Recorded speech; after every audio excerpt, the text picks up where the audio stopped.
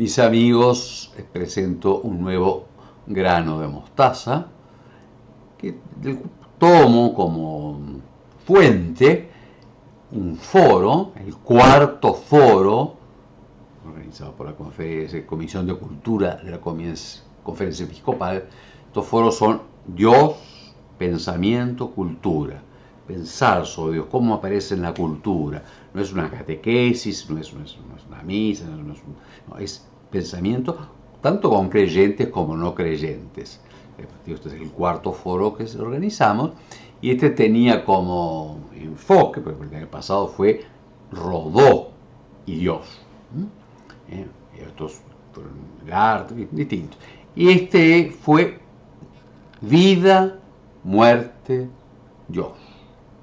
La vida, somos seres vivos y no cualquier vida, la vida humana es una vida consciente, también consciente con una apertura a que podría ser distinto, a que podría ser más feliz, o a que es feliz y tiene que responder su responsabilidad. Pero la vida humana es siempre, no solamente el vivir, como tiene un animalito, o como tiene un bebé que todavía no ha desarrollado la conciencia, ¿sí? Porque el hombre tiene conciencia y además tiene la abstracción, puede verlo en la totalidad. La muerte, que acecha en todo momento y que pone en modo en cuestión la vida y también le da el valor, porque no es una cosa que se sigue, se da vueltas, no es tampoco con la reencarnación, con el karma, no. La vida tiene principio y fin y de algún modo en ella nos jugamos y somos juzgados. Y Dios, no Dios, digo, una catequesis sobre Dios, o una celebración, una lectura bíblica. ¿Cómo aparece en la cultura y en el pensar? Esto, vida, muerte, Dios. Tuvo lugar este foro el martes 18 de octubre, y eran dos mesas. La primera mesa era vida, muerte, Dios en el arte, y la primera exposición de la doctora Laura Álvarez Golloaga tomó un poco el método, explicó metodológicamente cómo analizaba, y por un lado Horacio Quiroga, cual sus obras, sobre todo en los cuentos, está la muerte siempre presente, con una vida casi trágica, presencias de muerte desde la primera infancia, que terminó suicidándose, y cómo aparece allí presentada la muerte en alguien que no pone la esperanza en Dios y no sé, no aparece, es una presentación. La otra tomó la gran obra Los Miserables de Víctor Hugo, en la cual no solamente es la vida y la muerte, y dentro de ella también diríamos el pecado, el mal, el juicio. Y si la vida se rescata por la ley y por la persecución por la ley, o hay también lugar a la misericordia. Riquísimo el tema, ya pues con una visión de la vida y de la muerte, en la cual siempre está presente Dios, y una visión católica. Entonces, cómo lo presenta literariamente, repito, no es una catequesis, muy interesante. Luego estuvo una artista plástica, Marta Esconder, que presentó su experiencia, pero además de otros artistas, presentó de Miguel Ángel, presentó modernos, y cómo aparece la vida, la muerte, la luz, cómo se expresa plásticamente, realmente muy rico. Y Hugo Páez también hizo su análisis y de algún modo su camino y la gran expresión de ella en esa forma que comúnmente llamamos mandala, que es un término oriental, tibetano, pero de verdad es una figura geométrica. ¿Sí? Está en las catedrales románicas, el rosetón del frente, está en el piso, y no son mandalas en el sentido que no es una tradición oriental del Extremo Oriente, sino que está en la simbólica natural del círculo como centro, como totalidad, como la figura más perfecta. Muy rico. Nos faltó, y quiero igual mencionarlo, Julio Frade, que iba a hablar de la música, como arte, y en ella vida, muerte y Dios. Tuvo un problema familiar y justo ese día, así que no pudo. Riquísimo el intercambio.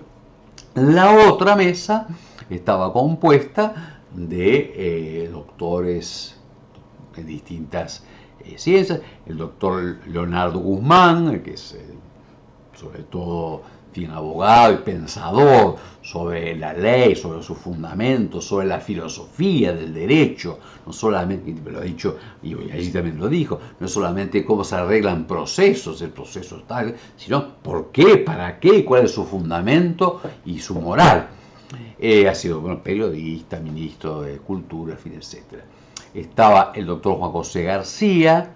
La presentación del doctor Guzmán fue amplísima, sobre todo una cierta historia del espiritualismo y la negación de Dios, y en la vida, la muerte, con distintas posturas, y muy sugerente, con muchas sugerencias y muchas relaciones al fundamento del sentido de la vida y de la realidad de la muerte, que de algún modo la juzga, ¿no? Bien.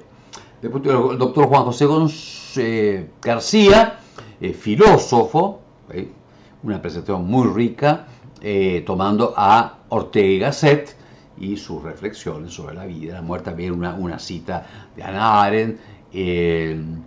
El antropólogo Nicolás Guigou hizo muchas observaciones muy interesantes, sobre todo en la laicidad nuestra, fin, occidental en general, en particular en el Uruguay, y cómo está cuestionado sobre cierto planteo de del arrinconamiento del pensamiento religioso como no válido, como no interesante, que no, atrasado, y que el abandonamiento del pensamiento religioso iba a dar una cultura más vital, más rica, más victoriosa entre la vida y la muerte. Y sin embargo, en el momento que estamos, no es así.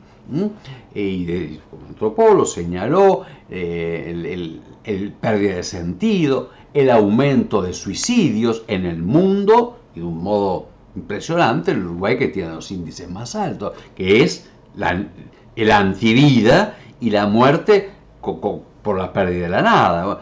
Y entonces el cuestionamiento, que digo, no lo hacía él, digo, como sale, como antropólogo, se puede observar, de esa negación de lo religioso en general y de lo cristiano en particular, y entre nosotros de lo católico más en particular, y creo que vuelve a surgir también, no solamente, y lo observó muy bien, no solamente lo católico, ortodoxo, pero también lo religioso, a veces de una forma también, dice, como descontrolada, de todo, la búsqueda de lo religioso, o sea, que esa mentalidad o esa propuesta cultural, aparentemente todo explicado y todo medido, está como perdiendo su hegemonía.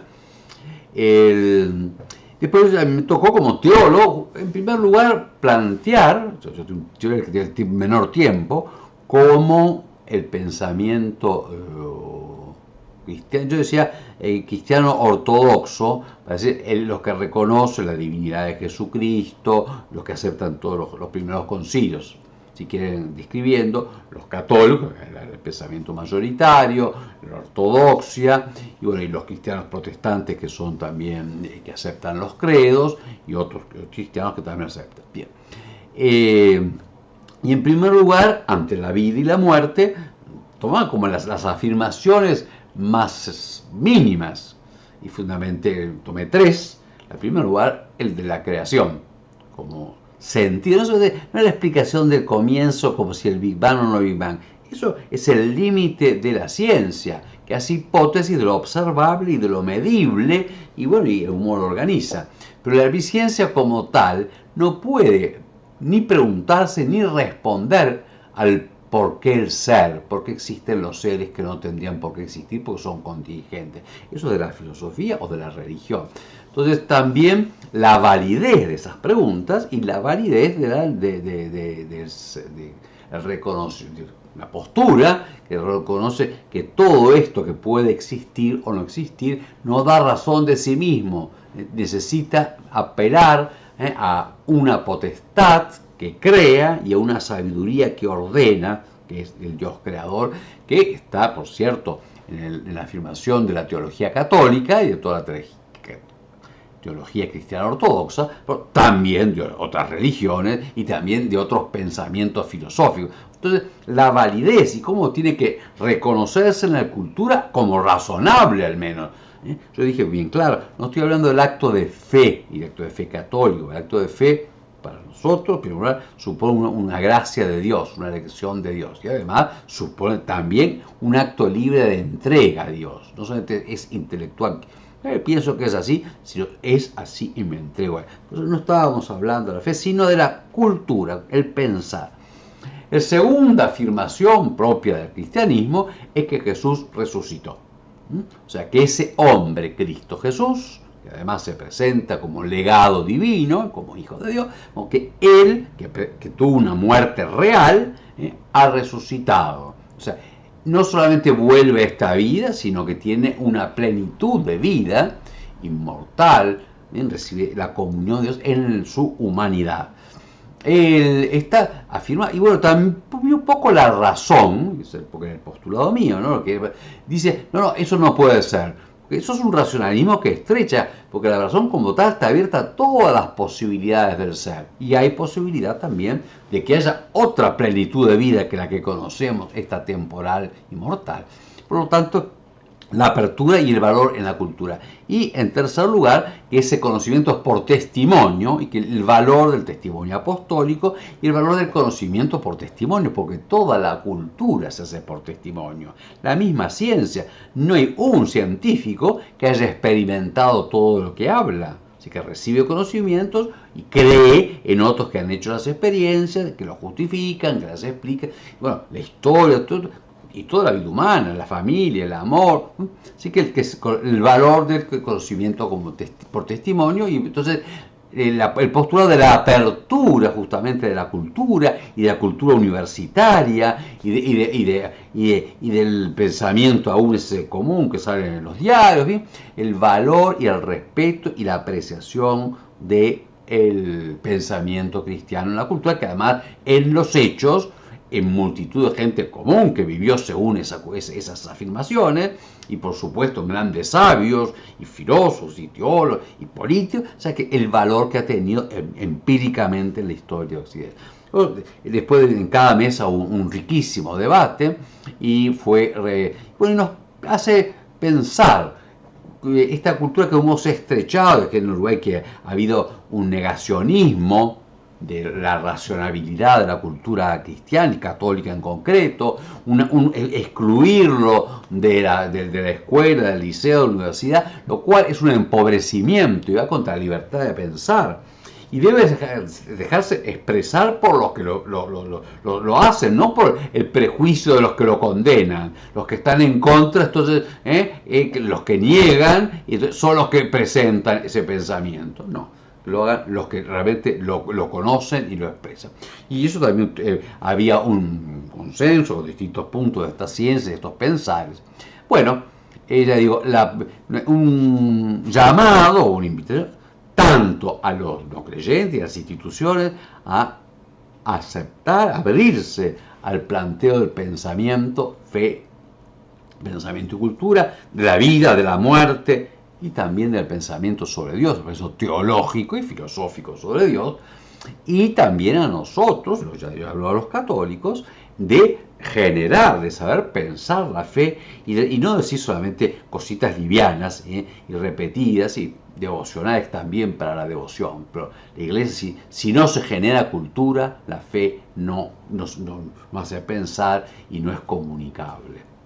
Bueno, les invito cuando llegue unos días que se publique en SEU Pensamiento y Cultura, porque fue un foro sumamente rico.